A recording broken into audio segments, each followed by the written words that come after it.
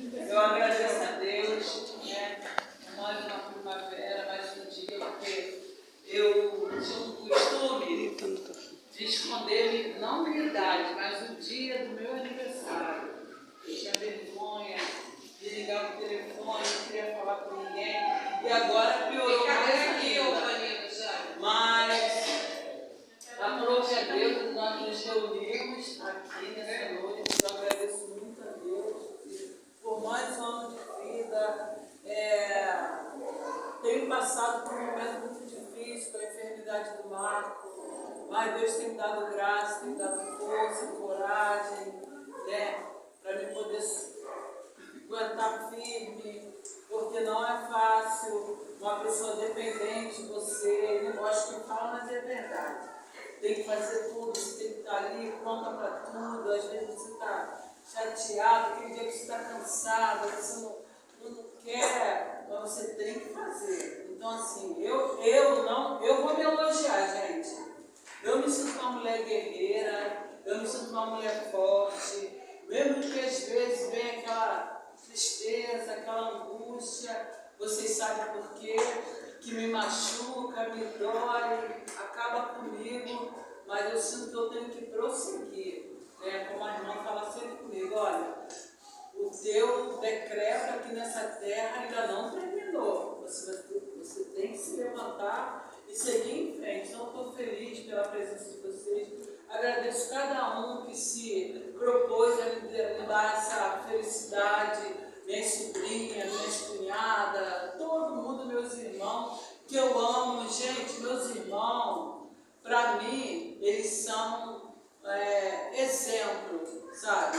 Todo mundo tem os seus exemplos, mas meus irmãos, aqueles que já partiram do Senhor, também são exemplo, foram exemplo, e está aí meu sobrinho. Então eu agradeço a Deus por ser amado, por você me amar, por você sentir o que eu sinto às vezes. Eu sei que você não pode estar ali comigo naquele momento difícil que eu estou ali, mas vocês estão ali orando, pedindo a Deus pela minha vida. Então eu só tenho que agradecer a todo mundo que se propôs a nesse sábado uma felicidade de estar aqui, todo mundo reunido, tá? Muito obrigado, que Deus abençoe você, dê saúde, força, coragem, tudo de bom, e Deus abençoe cada um de vocês. Agora o artista vai trazer uma palavra, isso aqui é meu sobrinho, ele ama pregar, eu tenho certeza que Deus vai usar ele para nós, porque ele é um homem de Deus. Isso aqui, gente, vai ser eu sempre falo para ele, essa semana eu me lembrei muito dele em casa.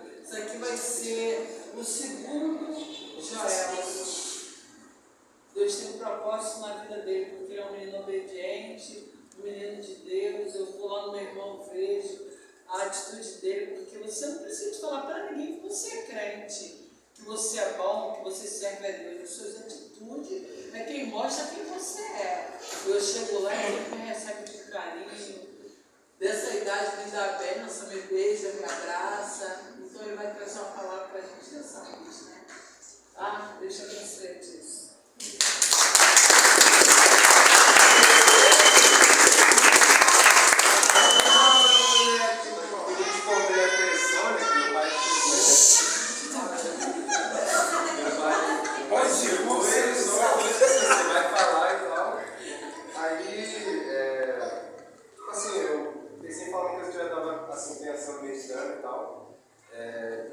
Eu acho que tem a ver com assim, o momento que a gente passa em família, né? E. Como assim? Já fugi as palavras. Mas assim, vai ser bem rápido, então, tipo assim, não vou tomar tempo de ninguém, vai ser bem tranquilo. E eu tava pensando que o que falar, meu pai tinha falado desse livro, tipo, que ia falar e tal. Aí eu tava pensando muito sobre paz. Tava meditando muito sobre paz, sobre, tipo, como a gente pode simplesmente viver em paz, né? Porque a gente vive num mundo, não só assim, a gente tem esse momento da nossa família, mas a gente vive num mundo onde falta paz, né? Tanto assim, tipo, no sentido de guerra e tal. Teve a pandemia, então tem muitas coisas que perturbam a gente, que às vezes a gente está, sei lá, tranquilo no nosso quarto deitado e a gente não consegue ser paz, com a mente fica ali, fica tipo, naquela coisa. E aí eu pensei muito no Salmo 42 e a minha vida, não sei. Mas eu vou ler para vocês bem rápido. O Salmo 42 ele fala assim, como a corça anseia por águas correntes, a minha alma anseia por ti, ó Deus. A minha alma tem sede de Deus, do Deus vivo. Quando poderia apresentar-me a Deus, minhas lágrimas têm sido meu alimento de dia e de noite. Pois me perguntam o tempo todo onde está o seu Deus. O que ele está fazendo? Quando me lembro dessas coisas, choro angustiado, pois eu costumava ir com a multidão conduzindo a procissão da casa de Deus, com cantos de alegria e de ação de graças, entre a multidão que festejava. Por que você está assim tão triste, ó minha alma? Por que está assim tão perturbada dentro de mim? Põe a sua esperança em Deus, pois eu ainda o louvarei. Ele é o meu Senhor e o meu Salvador. Então aqui o salmista, se eu me lembro mais ou menos do contexto, ele tinha perdido uma guerra, alguma coisa assim. Ele estava totalmente angustiado, ele tinha perdido tudo que ele tinha sido tirado de Israel. Teve dois momentos. Teve um momento que Saul perseguiu ele e um momento que o filho dele tomou o trono dele e ele teve que sair de Israel e tal. Então ele estava totalmente angustiado. Ele falava, cara, por que você está sendo tão triste, minha alma? Nem ele estava entendendo. Ele falou, cara, eu não consigo sair desse sentimento de depressão, de profunda angústia. Ele falou, por que você está sendo tão abatido, a minha alma? E aí eu estava pensando sobre isso, sobre paz e tal. E acho que em Romanos 14:17 fala que o reino de Deus ele não é comida e nem bebida, mas é justiça, paz e alegria do Espírito Santo. E aí eu sempre ficava pensando, tipo assim, será que são coisas meio que aleatórias? Tipo, é justiça, paz e alegria, tá ligado? Tipo, coisas assim. E aí eu fiquei pensando nisso, eu fui lendo assim, alguns textos assim, e eu fui vendo sobre justiça e paz, e eu vi que fazia uma certa correlação de, parecia ser uma sequência. Justiça, paz e alegria. E aí por quê? Eu fiquei pensando, sei lá, Rio de Janeiro é um lugar que não tem paz. E por que não tem paz? Porque não tem justiça. Porque, quem comete crime é preso, já é solto e tal, então a gente não tem aquela coisa de tipo assim, vou ficar seguro, porque você sabe que a justiça é falha. Então não tendo justiça, não tem paz.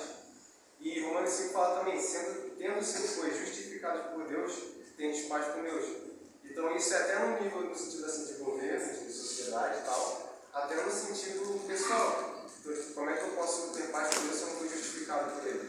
Né? E aí, obviamente, fala da justificação de, tipo assim, o sacrifício de Jesus e tal, não sei o quê. Então, eu sou culpado, então eu preciso de alguém para me justificar, porque eu sou culpado. Então, ele me justificando, eu tenho paz com Deus. E aí tá, aí o que eu quero dizer com isso? Então eu fiquei pensando, poxa, não tem como eu ter paz se eu não tenho justiça. Então justiça faz alegria. Então a paz ela vem depois da justiça ser estabelecida. Aí tem um texto de Isaías 32 que fala que o resultado da justiça seria a paz. O fruto da justiça é a paz. Então, de novo, confirmando, tipo assim, a primeira a justiça e depois a paz se estabelece. E aí tá, aí eu fiquei pensando sobre isso, sobre justiça, paz e tal, isso vindo em sequência. E eu ouvi também uma música que na verdade foi o que me inspirou a pensar sobre isso, que o nome da música é A Paz é uma Promessa. Então a paz ela é como uma promessa. Eu fiquei pensando, será que faz sentido tipo, a paz ser uma promessa? E eu lembrei do texto de João 14:27 que fala assim, deixo-lhes a minha paz. Isso aqui textualizando Jesus ele dando assim, as últimas palavras antes dele ir para a ceia, então tipo assim, fazia, sei lá, alguns meses ou poucas semanas que ele iria ir para a cruz, então ele estava lhe dando esses ensinamentos para os discípulos. Aí ele falou, deixe-lhes a minha paz lhes dou. Não dou como o mundo a dá. Não se perturbem os corações e não tenham medo. E por que ele não dá a paz como o mundo dá? Porque a nossa paz é sempre mediada pela nossa situação. Então eu só fico em paz se as coisas estiverem boas. A gente até brinca, fala assim, tipo assim, só vou ficar em paz quando eu fazer o cabelo, só quando eu lavar o carro, aí eu vou ficar em paz, vou ficar tranquilo. Então a gente só fica em paz quando a situação está boa. A gente não consegue ter paz. A gente não consegue ter paz, às vezes, enfim, só quando as situações elas estão bem. Então a paz de Deus não é essa paz que o mundo dá, que é quando só eu estou bem, mas é uma paz que independe da minha situação. Eu posso estar no meio de um turbilhão e eu posso ter paz. E aí, tem uma história de um mártir da história da igreja de lá, sei lá, século IX, bem coisa. E aí perguntaram um cara que ele tinha sido condenado à morte. E ele fazia, tipo assim, era 10 dias para ele morrer. ressuscitado e iam cortar a cabeça dele. E aí perguntaram como ele se sentia, tipo, naquele momento de tipo, cara, eu vou morrer e não tem nada que possa me salvar. E ele falou que se sentia todo pelos cordões de paraíso. Tipo, ele estava totalmente em paz. No momento em que, tipo assim, cara, eu vou morrer, vou cortar minha cabeça. Então, essa paz que Deus dá, e essa paz que até a gente não consegue entender. E Filipenses fala, Filipenses 4, 7, eu acho, que fala que ele vai dar essa paz que excede todo o entendimento. Então, essa paz, ela excede todo o nosso entendimento. E aí, pensando também em exemplos de paz, eu lembrei do exemplo de Jó também, que é um exemplo bem marcante, todo mundo sabe, que ele perdeu tudo, ele perdeu a mulher dele, ele perdeu, nem lembro quantos mais, foram mais de 5 filhos, ele perdeu todos os filhos, a esposa dele morreu, e ele ficou com uma doença tipo, degenerativa, que estava com lepra, se não me engano, então ele sabia que ia morrer em pouco tempo. Ele falou, cara, eu perdi meus filhos, a minha esposa, eu estou doente, eu vou morrer também, tipo. E aí é bonito, o pessoal fala, Deus me deu, Deus tirou, bendito seja, mas ele passa o livro todo reclamando, ele ficava tipo, Deus, por que isso aconteceu e tal. Até porque o judeu naquela época, ele não tinha essa noção de ter um diabo e tal. Essa noção de ter um diabo foi depois de Moisés, que ele traz ali e tal. E isso aqui ainda não era de Moisés. Então, para ele naquela época, tipo assim, tudo que acontece tem um Deus. Então, tipo assim, deu errado, Deus. Deu certo, Deus também. E daí eles falam, por que Deus está fazendo isso comigo? E aí ele ficou criticando, assim, discutindo com Deus o tempo todo. E aí no final do livro, tipo, Deus ele começa a questionar Jó. Ele fala assim, onde estava você quando eu lancei os alicerces da terra? E tipo assim, dando uma castigada de Jó, tipo assim, cara, eu sou Deus e tal. E aí, quando Jó tem esse ponto com Deus, ele fala que ele tinha ouvido falar de Deus, mas agora os meus olhos estavam vendo Deus. Ele falou, agora os meus olhos te veem. E aí nesse momento, em nenhum momento Deus explica o porquê que Jó sofreu. Ele não explica. Ele só aparece e Jó fala, eu me arrependo, agora eu estou te vendo, eu só tinha ouvido falar de você, agora eu te conheço e agora eu tenho paz. Tá tudo no lixo, eu perdi tudo, mas agora eu tenho paz porque eu te vi. E eu não tenho a resposta para o sofrimento. Eu não sei por que eu estou sofrendo, mas eu sei que eu vi a Deus e isso me basta. E aí, é engraçado que o Paulo ele fala que Jó ele nunca viu o motivo do sofrimento dele. Ele viu Deus e isso bastou. Ele ficou em paz com ele. Assim como tem o exemplo do apóstolo Paulo também, que ele fala que tem um espinho na carne e ele pede 3 vezes ao Senhor para tirar aquele espinho. E assim, não tem exatidão com o que seria esse espinho na carne, mas ele tem 2 possibilidades que falam, os teólogos, eles falam que ou foi a perseguição que ele sofria, ou foi uma doença que ele tinha, esse tal espinho na carne. Então, Deus chega para ele e fala, cara, a minha graça te basta. E ele, de novo, ele não fala porque ele está sofrendo, ele não resolve o problema, mas ele fala, a minha graça te basta. E aí, naquele momento, é engraçado que o pastor Paulo fala depois, ele fala, então eu sofrerei ainda mais alegremente, sabendo que a graça de Deus me basta. E é isso que é absurdo no Evangelho, tipo, é isso que é a realidade expressiva de Deus, tipo assim, é só quando você chora que você ri. Quando você tem uma morte do seu eu, é que você realmente está vivendo. Jesus disse em João 11 que eu sou a ressurreição e a vida. Aquele que, ainda que você morra, você viverá. Aquele que ainda morre, viverá. Então, nada no Evangelho é de alguma forma desperdiçado. A morte, o choro, tudo isso vai se converter em alguma coisa, vai se converter em alegria, em paz. E a gente vai ter isso em todos os momentos. Então, tem também um texto de Hebreus 12, de Colossenses 3,15, que ele fala assim, seja a paz o árbitro dos seus corações. Então, a paz é uma coisa tão importante para o cristão que ela tem que ser, tipo assim, eu preciso ter a paz para tomar decisões na minha vida. De tão importante que a paz ela precisa ser para mim.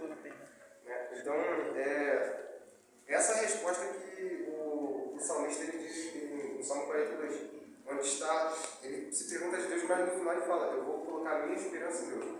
Então, por isso que eu falei que a paz é uma promessa, porque a gente deve esperar por ela. E muita gente acha que esperar não é fazer nada, mas esperar é caminhar também. Esperar é caminhar, esperar é fazer alguma coisa.